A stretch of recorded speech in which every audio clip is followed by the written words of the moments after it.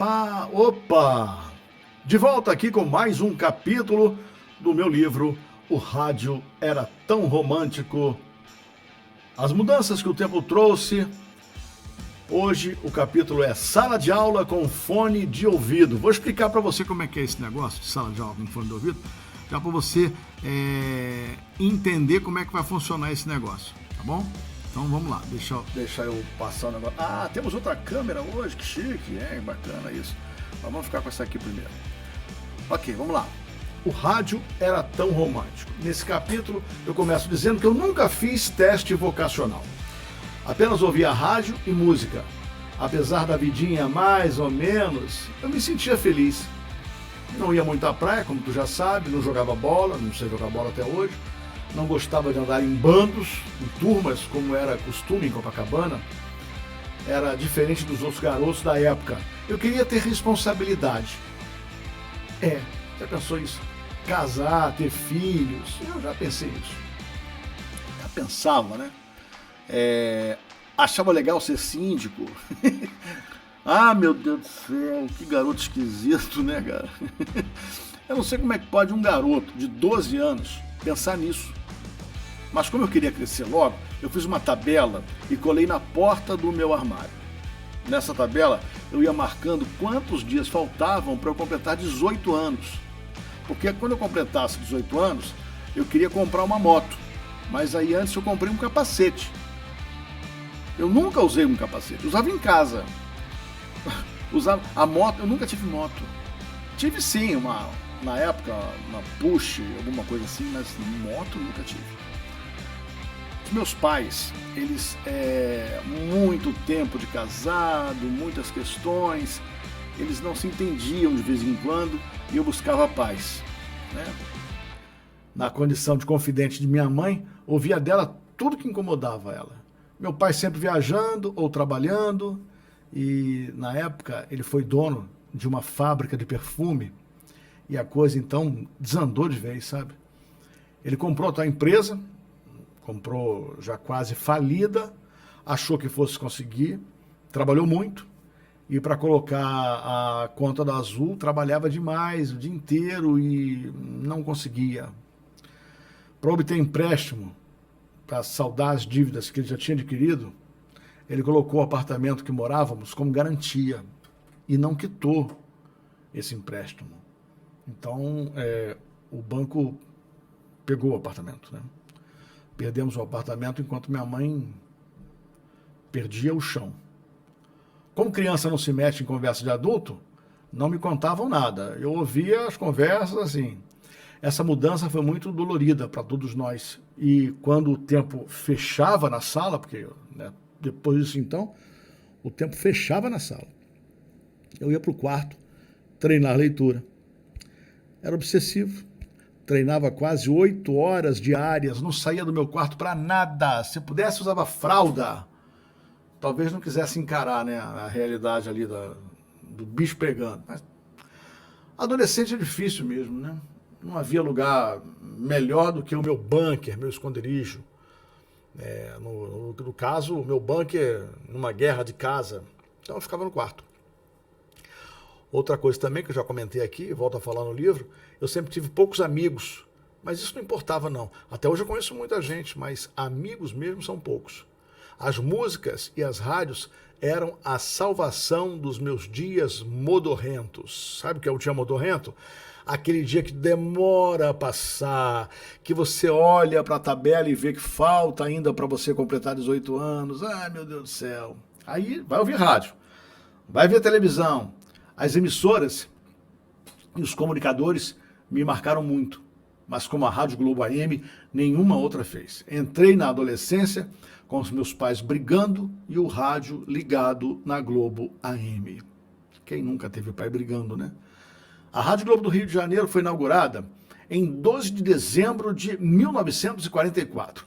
O locutor esportivo Luiz Mendes contava que pediu ao Dr. Roberto Marinho que aguardasse mais um dia e inaugurasse a emissora no dia seguinte, que era aniversário do Dr. Roberto. O Dr. Roberto então teria dito a ele: caro amigo Mendes, a Rádio Globo é maior que eu e jamais será esquecida. Como sempre falo nas minhas aulas, na escola de rádio, no rádio moderno, as décadas de 70 e 80 foram importantes. Sim, havia a famigerada ditadura. Era uma dificuldade fazer uma emissora que não podia tocar determinada música, dar determinada notícia, opinião, então nem pensar. Aliás, era um problema para todos os meios de comunicação. A televisão colorida já era uma realidade, tinha chegado já. E o rádio ainda vivia o seu lado muito romântico. Muita gente já havia desaparecido nos porões de delegacias, quartéis. Outros saíram fugidos do país, cantores, compositores, jornalistas. O rádio, assim como todos os meios de comunicação, precisava ter um cuidado especial com o que falava. Qualquer notícia poderia ser mal interpretada pelos censores que frequentavam as redações. Volto a dizer que eram ignorantes e truculentos. Essa dobradinha nunca deu certo, né? A ignorância com a violência. Isso é nitroglicerina pura. Meu Deus. A Rádio Globo era um time de comunicadores, repórteres, locutores de primeira qualidade. E eu ficava ali, ouvindo de carona. Minha mãe não desgrudava do rádio enquanto lamentava não ter sido uma cantora do rádio. Em 1952, o cantor e compositor Ataúfo Alves, então vizinho do meu avô materno, pai da minha mãe, convidou minha mãe para fazer um teste na Rádio Nacional. Mas meu avô não quis nem falar sobre o assunto. Era totalmente contra. Como trabalhar em rádio era coisa para mulher de rua e ser atriz era coisa de piranha, então, meu amigo, nem pensar. Mas aí a minha mãe não foi nem piranha, nem cantora do rádio, né? De carona no rádio da minha mãe, às 7 horas da manhã, anunciava aquela musiquinha que resiste até hoje na minha cabeça. São 7 horas em ponto. Aí vinha uma vietinha, papá, e começava o seu redator-chefe.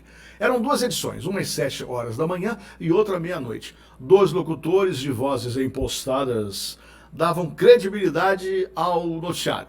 Ficava grudado ouvindo aqueles locutores incríveis. Dormi mal hoje, hein?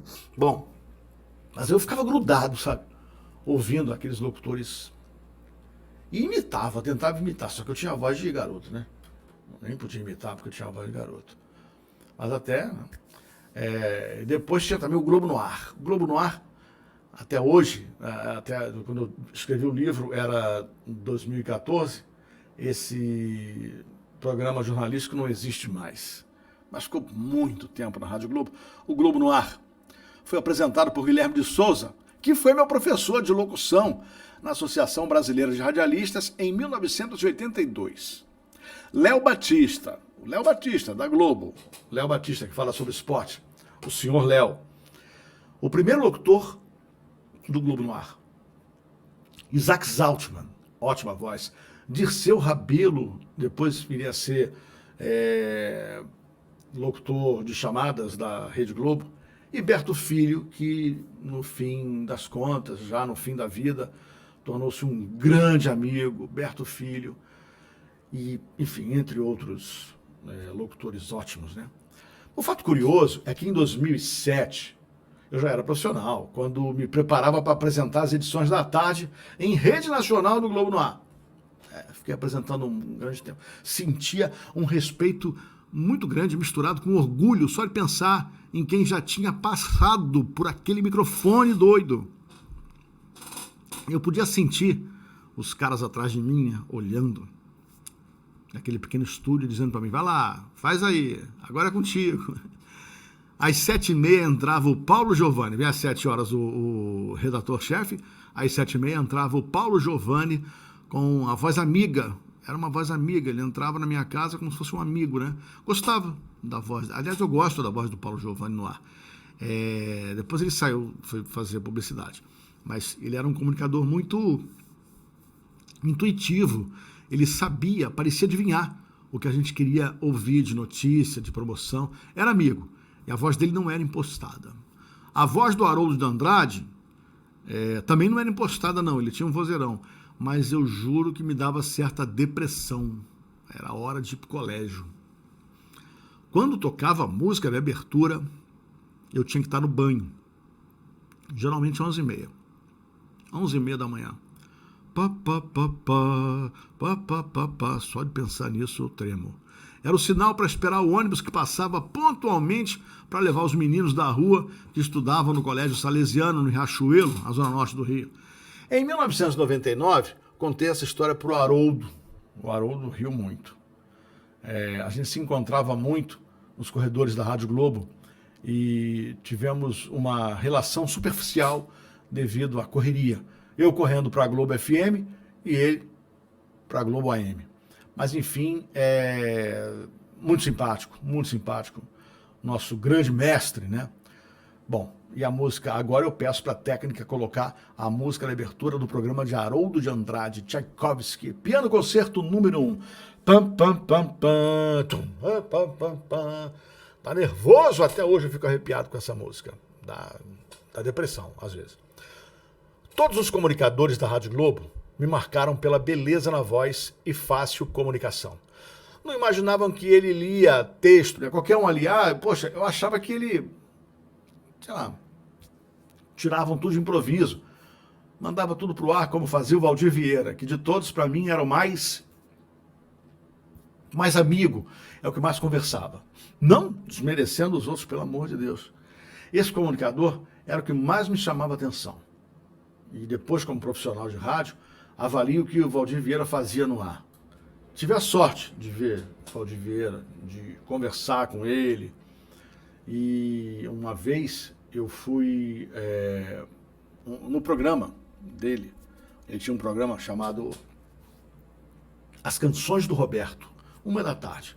Nunca mais me esqueci de como era atencioso com o ouvinte e como fazia aquilo por prazer.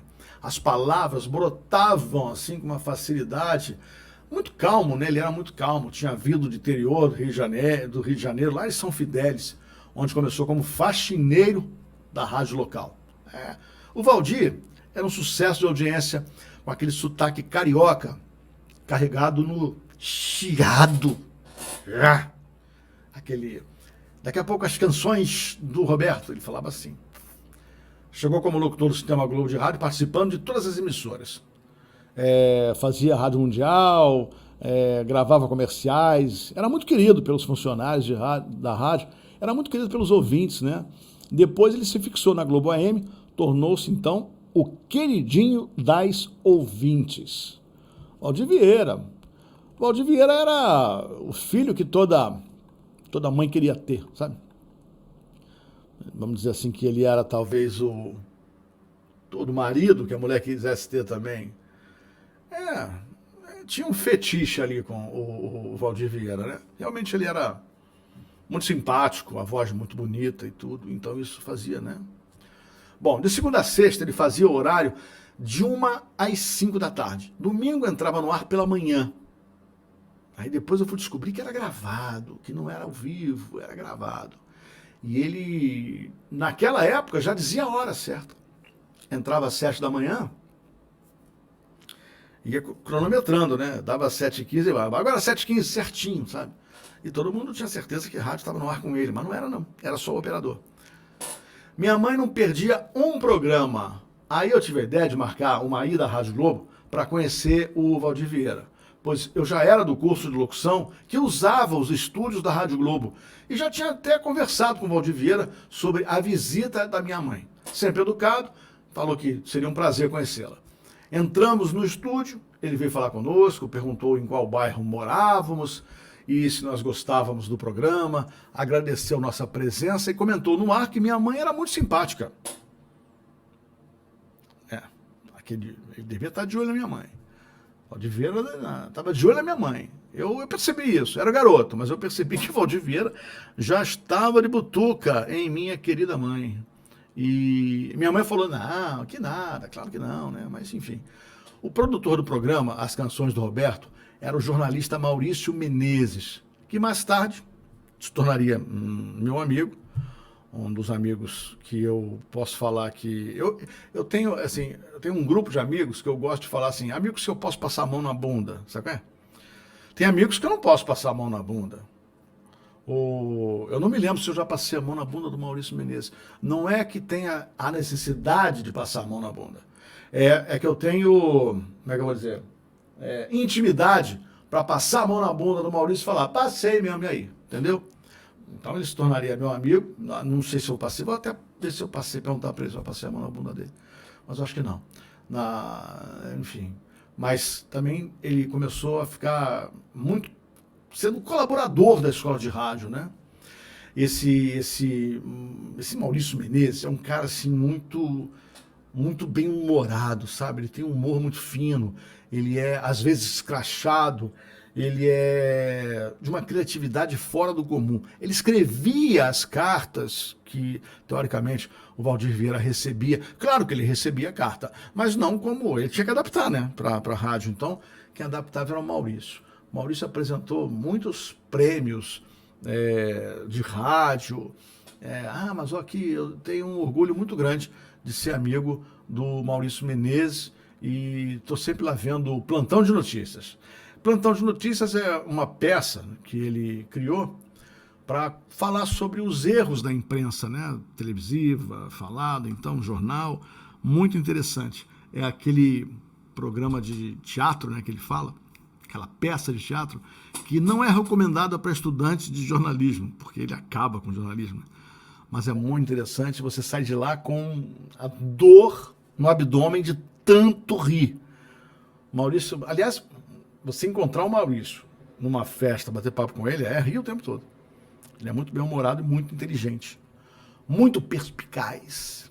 Bom, vamos agora conhecer uma história que é muito trágica, uma história braba, que inclusive eu já fiz um podcast sobre o Valdir Vieira, sobre essa história com o Valdir Vieira, onde o Maurício aparece muito, né? Aí eu começo aqui essa nova página. Eu estou aqui no meu livro, na página 53.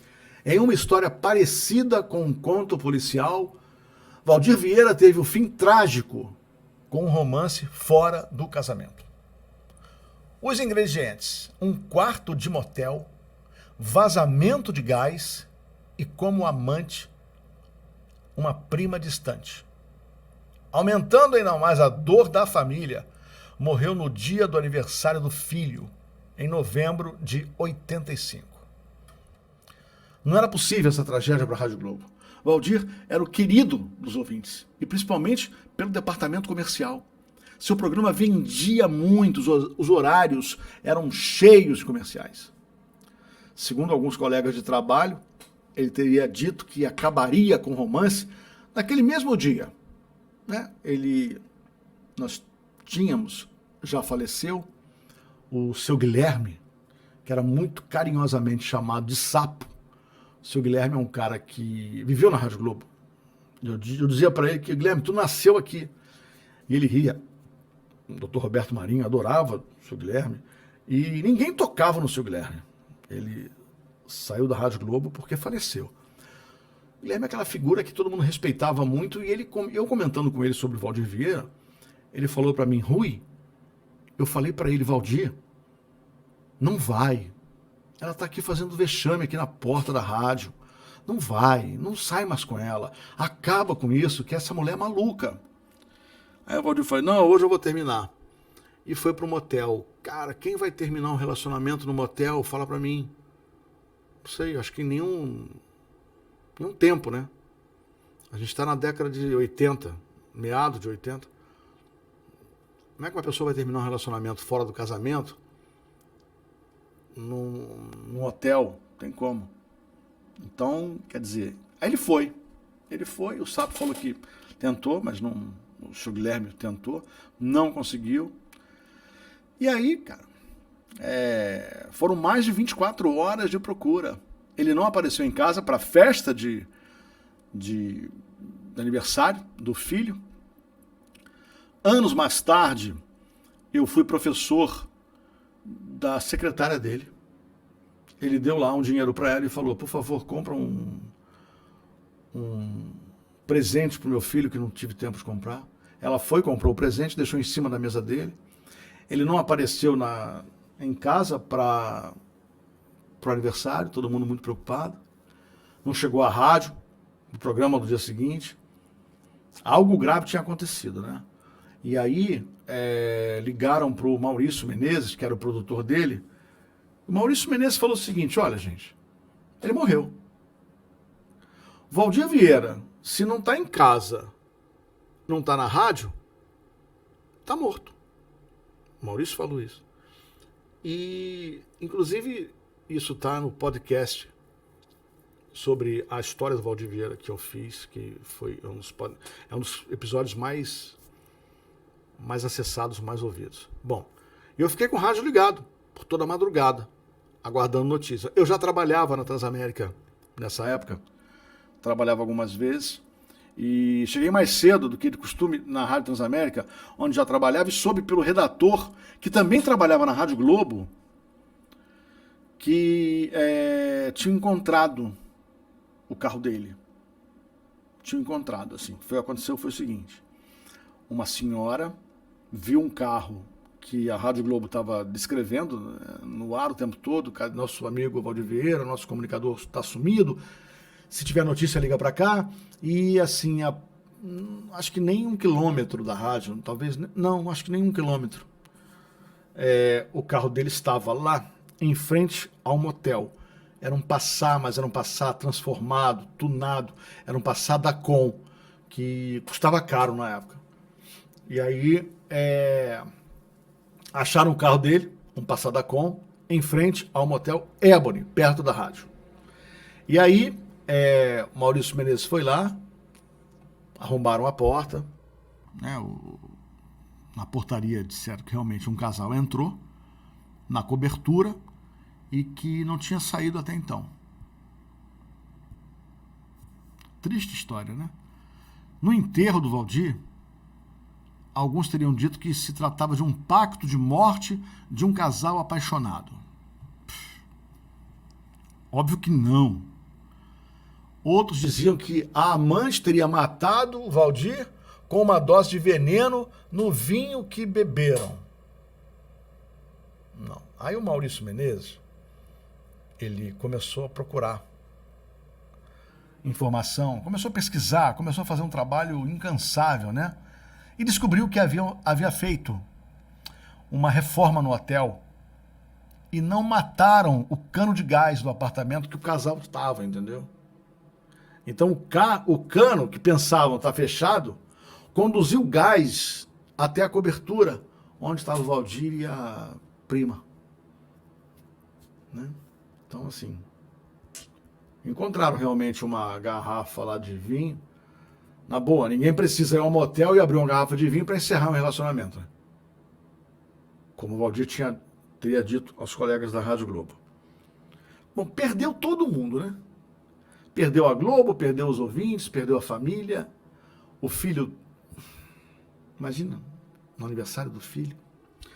Maurício Menezes, muito ligado ao comunicador, descobriu o cano de gás esquecido e até hoje rejeita a ideia de pacto de suicídio. Para ele, foi uma fatalidade. Quem conheceu o Valdir sabe que isso não aconteceria. Um absurdo pensar em suicídio quando ele estava decolando na carreira, entendeu? Ele estava começando a ganhar dinheiro naquela época. A falta do comunicador Valdir Vieira abalou a programação da Rádio Globo, mas o que não imaginavam, a gente não imaginava, é que outras perdas viriam. Outras perdas, assim, não calculadas, né? Perdas surpresas. Gilberto Lima. Às 6 da tarde era a vez da Ave Maria com Gilberto Lima, outro locutor técnico. O Valdir Vieira era um locutor que conversava. Gilberto Lima era um locutor técnico. Eu pareço mais o Gilberto Lima. A minha locução, o meu jeito de falar. Gilberto estudou, enfim, e eu estudei muito, fiz muita fono para ser comunicador, para ser locutor. O Gilberto sabia usar a voz como ninguém. Também deixou cedo. No lugar de Gilberto Lima, a Rádio Globo colocou o Edmo Zarif, né? Sua voz grave era muito engraçada. O Zarif era engraçadíssimo, né? A sua voz grave estremecia os corredores da Rádio Globo. Era uma educação, olha, assim, era muito engraçado. O Edmo Zarif, era extremamente bem educado. Era muito educado. Ele ficou famoso por ser dono da voz da vinheta Brasil, até hoje, até hoje, até hoje. Quem criou essa vinheta foi um operador chamado Formiga, um sonoplasta muito bom, muito conhecido, chamado Formiga. Tinha rádio, assim, ele colocava a rádio, né, até a família brigava com ele. Ele tinha a Rádio Globo como a casa dele. Durante as férias, não era raro ver no corredor conversando, almoçando no bar ao lado da rádio, ajudando os ouvintes mais necessitados que buscavam auxílios. Eu vi, nunca ninguém me contou, eu vi Ed Musarrif entregando latas de leite em pó para pessoas pobres, ouvintes, com seus filhos pequenos no colo. Eles ficavam lá esperando horas até acabar o programa e dava lá o... Eu vi isso, ninguém me contou. A voz grave, o jeito simples, nos deixaram no final dos anos 90. Trabalhei com ele por pouco mais de 6 meses. Eu nunca vi os corredores de uma rádio tão tristes como naqueles dias. Eu não trabalhava na Rádio Globo quando o Valdir Vieira morreu. Eu trabalhava quando o Zarif, né? Parece que os equipamentos sabiam da falta que aquele sujeito iria fazer. Foi uma perda muito grande, Ed Musarrif. Bom, voltando no tempo, vou cair agora no meu casulo, lá no meu quarto, meu bunker, lembra? Né? Como é que foi minha entrada na vida adulta? Estudando muito. É claro que isso me vale até hoje, né? Lendo muito em voz alta, ouvindo o rádio, sonhando um dia estar do lado de lá. Essas histórias que eu ouvi e vivi, tento passar para os meus alunos na escola de rádio. A gente tem que acreditar no que queremos. Sacrifícios fazem parte da caminhada e nenhum destino é fácil. Ah, eu vou... Não é fácil. Nada é fácil. Tem que ir à luta. Pessoas sonham em ter dinheiro, morar bem. Eu sonhava em trabalhar em rádio. Sabia que minha entrada no mercado seria em uma emissora pequena, óbvio, né? Mas quem sabe? Eu não era um ouvinte normal. Eu sabia muito. Claro que isso me vale até hoje, né? Eu tinha sensibilidade para analisar uma programação musical com 13, 14, 15 anos. Uma vinheta mal colocada entre as músicas, uma narração quando encontrava um obstáculo, pausa mal colocada, não sei como, eu fazia. Eu falava, isso está errado, não está legal não. Não tá errado não. Aí, bom, eu estou até lembrando aqui, essa minha... O próximo capítulo chama-se Cara e Coragem, porque foi realmente o que eu fiz, né? Cara e coragem. Então, assim, eu sempre tive essa vocação, sempre tive a vocação para ser radialista. Então, quando eu ouvia alguma coisa fora, assim, de propósito, eu ficava pensando, opa, houve um erro. Era como se acendesse uma luz vermelha, sabe? Avisando que alguma coisa tinha dado errado, que poderia ser melhor a leitura, que poderia ser melhor a música, a vinheta. Por que aquela música entrou ali? Não, assim, não sei explicar. E eu fazia anotações sobre as emissoras. Outro dia eu procurei isso e não achei. Eu tinha anotação, rádio tal, rádio tal. Eu tinha o horário de comunicador, as músicas que tocavam. Era uma diversão isso. E eu não sei onde é que esse material foi parar, não. Deve ter sido esquecido aí em algumas mudanças das tantas que eu já fiz. Bom, eu sempre tive memória fraca. Vou falar para você, eu conheço tudo, lembro de tudo. Não lembro de nada. Mas tenho uma refinada capacidade de observação. Isso é legal. Esse humor que eu tenho, dizem que é refinado, rápido, no gatilho, muitas vezes me atrapalha na colocação de ideias quando eu estou no microfone, quando eu estou batendo um papo com alguém, quando eu estou entrevistando alguém. Porque eu percebo que muitos não entendem as minhas piradas em piadas. Não entendo porque...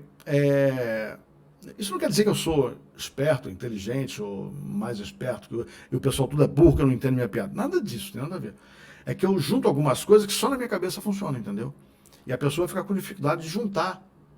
Ela não está na minha cabeça para entender. Então, esse é um traço da minha personalidade. E eu brinco muito. Eu já brinquei mais, assim, eu já brinquei mais com alunos. Hoje, sendo bem sincero, eu brinco menos, vou explicar por quê. Eu tenho receio de ser mal interpretado com alguma piada. Hoje, essa militância toda, né, faz com que a gente perca um pouco a nossa essência.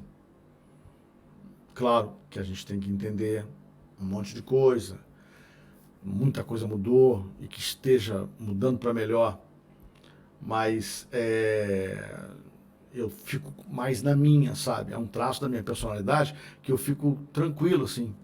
Uma vez eu fiz uma brincadeira, um trocadilho com um entrevistado, e aí logo depois o meu chefe me chamou a atenção. Esse meu chefe chamava-se Eduardo Andres, um cara que eu perdi também, que foi muito importante na minha vida. Ele estava correto.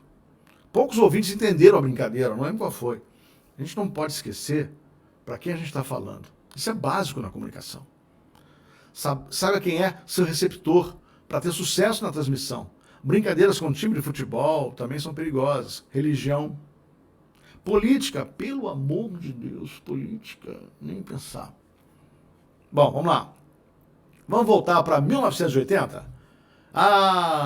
Década boa, década maluca, né? Década colorida, década da New Age, New Wave, B-52s. Rapaz, época de banda nova, época de acontecer um monte de coisa. 85 aconteceu a democracia, aconteceu, quer dizer, não aconteceu Tancredo, né? Mas aconteceu... rapaz, tanta coisa aconteceu. Na adolescência, eu dormia com o rádio ligado em 102,9. Era o dial da Rádio Cidade. Quando a Rádio Cidade voltava às 6 da manhã, eu estava acordando. Na época, algumas rádios saíam do ar às 2 da manhã por medida de economia para emissoras. De lá para cá, isso não tem mais economia, né? Não existe mais essa economia. É economia boba, né? Você perde a audiência de madrugada. Enfim, de lá para cá, entenderam que essa economia não era muito inteligente. Existe muita gente perdida na madrugada, né? Ouvinte de rádio, é o companheiro melhor do cara da madrugada, com insônia, trabalhando, é o rádio. São carentes. A audiência é muito grande, eu costumo dizer que rádio é um rádio durante o dia e a noite, e um rádio na madrugada, é outro. Quem já participou ou participa de algum programa nessa faixa horária aí, sabe da responsabilidade. Ouvintes carentes, pessoas procurando alguma coisa que não sabem o que é, enfim. Precisamos ter paciência com essa galera aí. Pois também existe os ouvintes que são chatos. Ouvinte chato, olha, existe. Esses são frequentes em qualquer horário, né? É só dar carinho que eles entendem. Mas também não pode dar muito carinho não, senão, né, cola. Que pena, né? Mas é assim mesmo. São ouvintes carentes que não têm filtro e ficam falando com você coisas muito sérias da vida deles e pede para você opinar. Só que você está no ar trabalhando, não dá para você ficar conversando, não é psicólogo, entendeu? Bom, aí eu desligava o rádio quando eu ia para o curso pré-militar de manhã. Era a hora dos pensamentos, darem um nó na minha cabeça nas ruas do centro. O centro do Rio de Janeiro, né? Eu morava no centro. Eu morava no Rio de Janeiro, em Copacabana. E o curso ficava no centro. Ficava ali na Rua da Constituição. Ficava entre o sonho de trabalhar em rádio e a realidade que se formava no meu roteiro de vida. Cumprindo um programa do curso pré-militar, visitei a academia militar. É curioso, né? O esforço dos cadetes. Eu acho muito bonito. A disciplina, a determinação de tudo, estudo. Para eles, né? Eu não queria isso, não. Eu não. Conversava com todo mundo em casa sobre minha vocação para radialista. Eu quero ser locutor. A reação de todos era sempre negativa. Entendo que todo mundo quer o melhor, queria o melhor para mim, uma segurança profissional, e não a corda bamba de um mercado de trabalho. Só entendemos os pais depois que a vida nos dá filhos. Meu pai não acreditava muito nessa ideia fixa de entrar em rádio. Pais querem o melhor para os filhos, isso é com certeza. O futuro eu já sabia, mas ninguém mais sabia. Como já contei aqui, foi preciso eu estar na solidão de um camp para tomar a decisão mais correta de minha existência. Aí meu pai usou para dizer que eu podia tentar uma história em rádio, ele construiu uma mesa de som no meu quarto. Quer dizer, ele não chegou para mim e conversou. Ele usou o suor. Parece que ele tinha vergonha, né, de saber das minhas ansiedades, meus mistérios. Mas ele não era dado a grandes conversas comigo, não. Era pai, né? Ele era pai, eu era filho. Dizia que música era bobagem.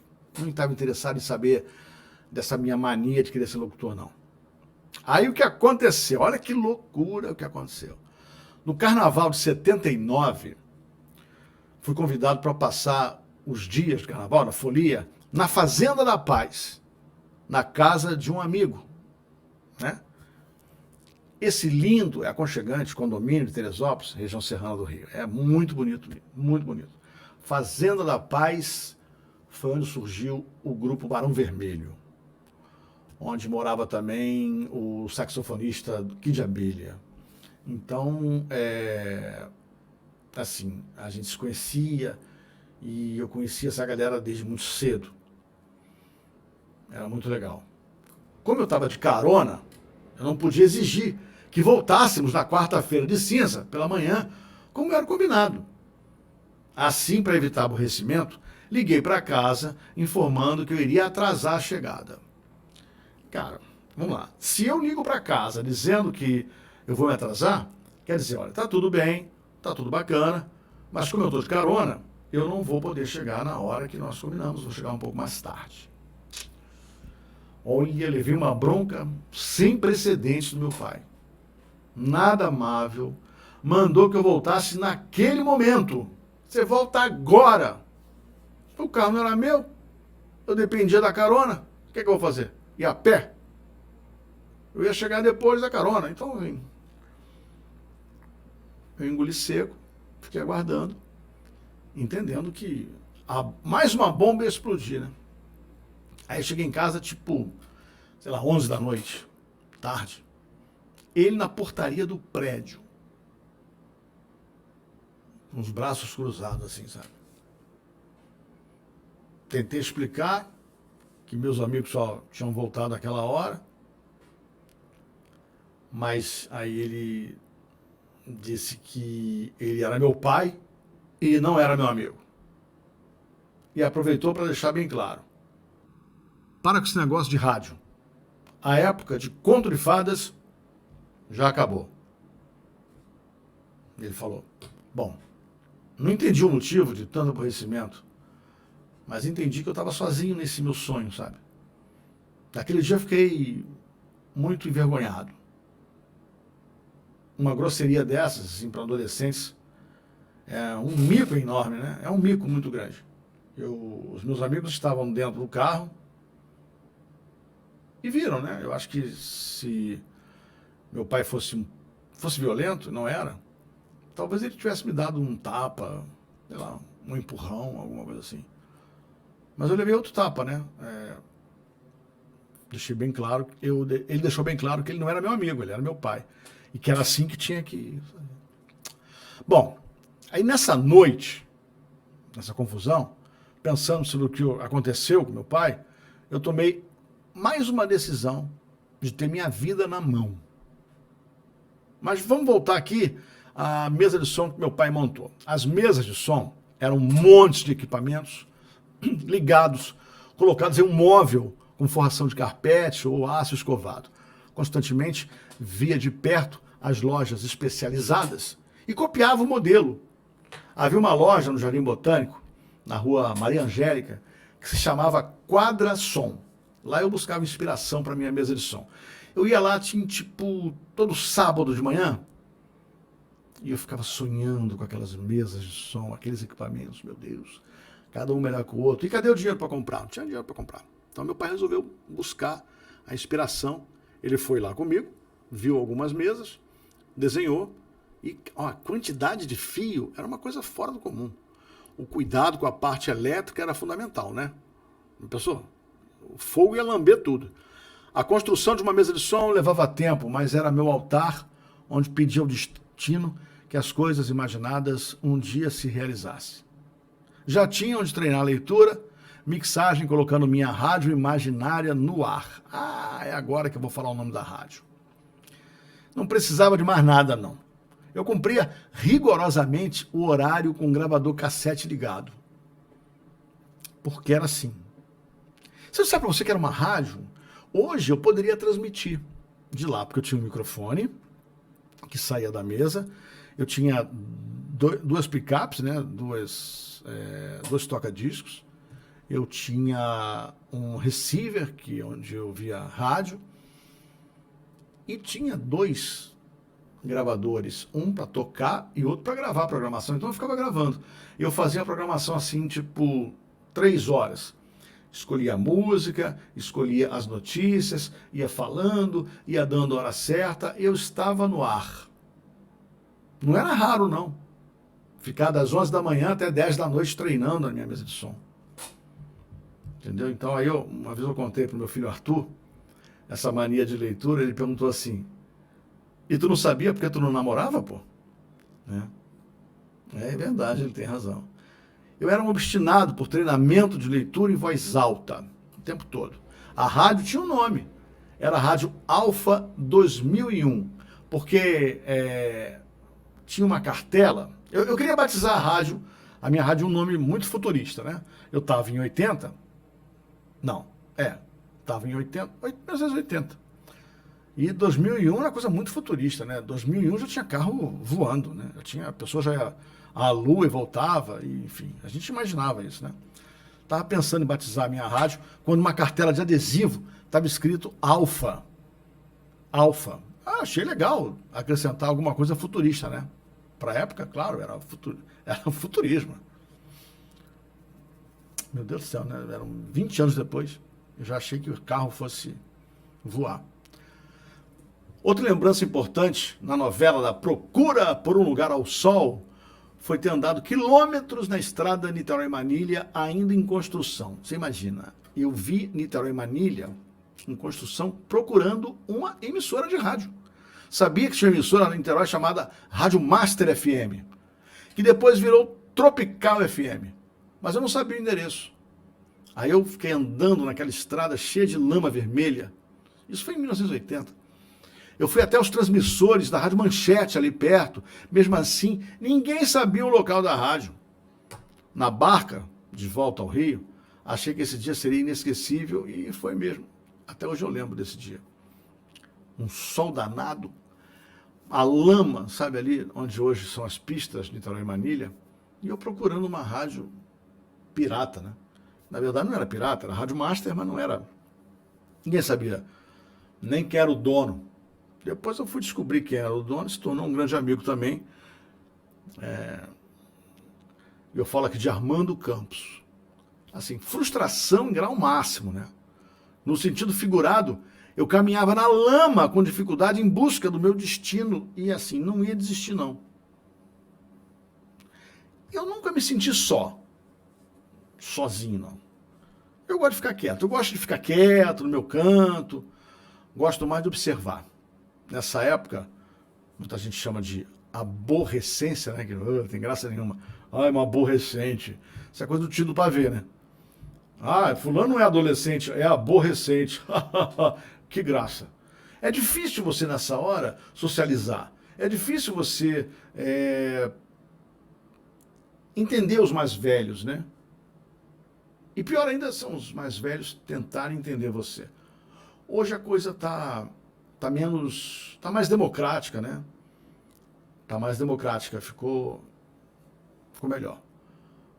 O mundo nessa hora aí, na adolescência, parece que se vira contra os adolescentes, né? Pais estão mais perto do adolescente e são os primeiros a sofrer com essa mudança. Mas as crianças crescem, né? E aí, quando você tem filho, depois que nos tornamos pais, tudo fica bem claro. É muito engraçado isso, né? Eu relendo o livro hoje, eu comentei que talvez no livro eu tenha batido demais no meu pai, sabe? Meu pai era uma pessoa muito diferente de mim, criado de outra forma, e nós estávamos vivendo ali uma transição de geração, ainda muito lentamente, né? Eu digo na década de 70, eu tinha 6 anos. 6 anos, década de 70, depois eu tinha 16 anos, na década de 80, e a gente não se falava com os pais. A gente não falava com os pais. Pais e filhos não se falavam. Não estou falando que hoje se fala, entendeu? Mas tipo assim, olha, eu sou seu pai e você me deve obediência. Essa hierarquia acabou um pouco hoje. Eu vi uma psicóloga falando uma coisa, não esqueci o nome dela, mas ela falou uma coisa sobre hierarquia hoje que é fantástica. Como vai ter hierarquia do mais velho com o mais novo? Se o mais velho pede auxílio ao mais novo nas situações difíceis da digitalização, da época digital que a gente vive hoje. Um aplicativo, sabe? Como é que um pai não sabe chamar um carro de aplicativo, pede auxílio ao filho. O filho, então, dá auxílio ao pai, e essa integração, ela se torna diferente. Ela muda, né? Não, essa hierarquia, pô, tu é meu pai, mas se tu não ouvir o que eu tô falando, tu não vai nem chamar táxi, entendeu? Tu não vai nem sacar dinheiro do banco. Tu não vai nem mandar um WhatsApp. Então tu depende de mim. E o sujeito com 10 anos de idade. E o pai com 30, 40. Essa hierarquia modificou bastante em função disso, né? Em função dessa digitalização da tecnologia e dos pais e avós precisarem urgentemente de uma solução. Então, assim, é muito... Eu fico até um pouco emocionado com o final desse capítulo, que eu falo o seguinte: as crianças crescem. Depois que nos tornamos pais, tudo fica claro.